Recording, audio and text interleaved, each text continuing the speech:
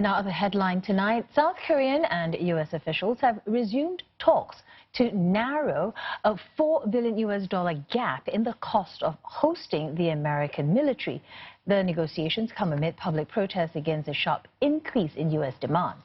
Activists had gathered in front of the Korea Institute for Defense Analysis in Seoul, where chief negotiators from Seoul and Washington are holding their two-day meeting. The U.S. is said to be demanding South Korea pay nearly $5 billion next year. Seoul had previously agreed to pay $870 million for this year. The protesters described Washington's excessive demand as an attempt to extort sovereignty. Our Korea correspondent Lim Yeon-suk in Seoul reports. These protesters outside the Defense Institute in Seoul have a message for the United States. If Washington keeps demanding more from South Korea, they should just leave. Latest surveys show that more than 90%, including these protesters, don't believe that South Korea should pay more for the U.S. troops here in South Korea. And in fact, one banner says, "No money, go home." And these protesters are chanting not a cent more. 작년에 1조도 많았었는데 올해 와서는 6배 6조 가까이 이제 그 방위비 분담금을 부담하라라고 이야기를 하고 있으니까 국민 혈세를 더 이상 그렇게 나갈 수는 없다. 지금처럼 이제 방위비 분담금을 마음대로 올리라 그러고 그리고 일본과의 협정인 지소미아 협정 관련해서도 미국이 입김을 불어넣고 이런 식으로 할 것 같으면 나가라고.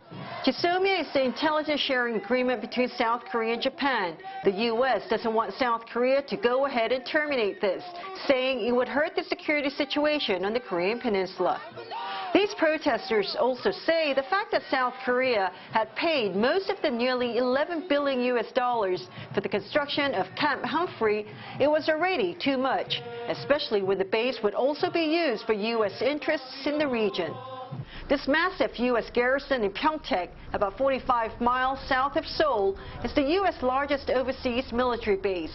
And there are about 28,500 U.S. servicemen stationed here to help deter any attacks from North Korea. But in recent months, South Korea and the U.S. have delayed or reduced military joint drills to try and get North Korea to agree to resume denuclearization talks with Washington. Over the weekend, defense ministers from both Washington and Seoul agreed to postpone air drills they have been planning to hold later this month.